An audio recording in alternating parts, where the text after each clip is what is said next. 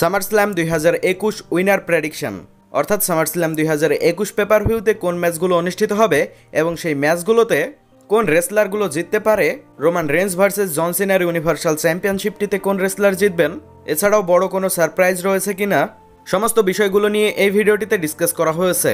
SummerSlam 2021 paper ভিউতে WWE চ্যাম্পিয়নশিপের জন্য মুখোমুখি হতে দেখতে পারবেন ববি ল্যাশলি এবং গোল্ডবার্গকে। বিশেষ করে এদের ম্যাচটি এখনও কনফার্ম করা হয়নি, তবে এই সপ্তাহের মানডে নাইট রয়ার এপিসোডে এদের ম্যাচটি কনফার্ম করে দেওয়া হবে। যদি বলা যায় এই ম্যাচটিতে কে জিততে পারে, তাহলে অবশ্যই আপনাদের একটা বিষয় লক্ষ্য রাখা দরকার যে গোল্ডবার্গ ডাব্লিউডাব্লিউতে বছরে মোট 2টা করে ম্যাচ খেলে থাকে। অলরেডি তিনি একটি ম্যাচ খেলে ফেলেছেন 2021 সালের রয়্যাল রাম্বল পেপার ভিউতে ড্রু ম্যাকিন্টায়ারের বিরুদ্ধে, আর এইবার মুখোমুখি হবেন ববি ল্যাশলির বিরুদ্ধে। ডাব্লিউডাব্লিউ ম্যানেজমেন্ট যদি গোল্ডবার্গকে বেশি টাকা পেইড করে আরও এক আধটা ম্যাচ খেলায়, তাহলে অবশ্যই এখানে ববি ল্যাশলিকে হারিয়ে নতুন WWE চ্যাম্পিয়ন হবেন গোল্ডবার্গ। তবে ডাব্লিউডাব্লিউ ম্যানেজমেন্ট যদি গোল্ডবার্গকে আর না ম্যাচ খেলায়, অর্থাৎ এই বছরে যদি এটাই তার শেষ ম্যাচ হয়, তাহলে এখানে ববি ল্যাশলি গোল্ডবার্গকে হারিয়ে জয় তুলে নেবেন। এছাড়াও নেকি অ্যাশকে, কেননা তিনি তেমন একটি বড় ধরনের ম্যাচ আমাদেরকে উপহার দিতে পারেন না, তবে ভিন্স ম্যাকম্যান তার ক্যারেক্টারটিকে খুবই পছন্দ করে থাকেন। আর এখন ধারণা লাগানো হচ্ছে যে সামারস্ল্যাম 2021 পেপার ভিউতে নেকি অ্যাশ এবং রিয়া রিপ্লিকে হারিয়ে শার্লট ফ্লেয়ার 15 বারের মতো ওয়ার্ল্ড চ্যাম্পিয়ন হবেন। তবে আপনার কি মনে হয় এই ম্যাচটিতে কোন রেসলার জিততে পারে, অবশ্যই কমেন্ট বক্সে কমেন্ট করে জানাবেন। এবং স্ম্যাকডাউন উইমেন চ্যাম্পিয়নশিপের জন্য মুখোমুখি হবেন বিয়াঙ্কা ব্লেয়ার এছাড়াও সাশা ব্যাঙ্কস। বিশেষ করে এদের ম্যাচটি এখনো কনফার্ম করা হয়নি, তবে স্ম্যাকডাউনের এপিসোডে অফিসিয়ালি কনফার্ম করা হবে সামারস্ল্যাম পেপার ভিউয়ের জন্য এই ম্যাচটি স্ম্যাকডাউন উইমেন চ্যাম্পিয়নশিপের জন্য। তবে বর্তমান সময়ে বিয়াঙ্কা ব্লেয়ার এবং সাশা ব্যাঙ্কস যেমন পজিশনে রয়েছেন, সেইটা দেখে মনে হয় যে বিয়াঙ্কা ব্লেয়ার এবং সাশা ব্যাঙ্কসের ম্যাচটিতে সাশা ব্যাঙ্কসকে হারিয়ে বিয়াঙ্কা ব্লেয়ার সাকসেসফুলি তার স্ম্যাকডাউন উইমেন চ্যাম্পিয়নশিপটিকে রিটেন করে নিতে পারেন।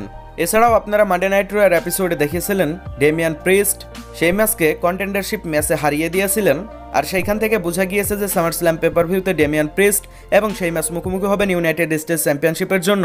তবে সামারস্ল্যাম পেপার ভিউতে যদি এই দুই রেসলার মুখোমুখি হয়, তাহলে অবশ্যই এই ম্যাচটিতে আপনারা সেই ম্যাচ ডেমিয়ান প্রিস্টকে হারিয়ে সাকসেসফুলি তার ইউনাইটেড স্টেটস চ্যাম্পিয়নশিপটিকে রিটেন করে নেবেন, এইটাই দেখতে পারবেন।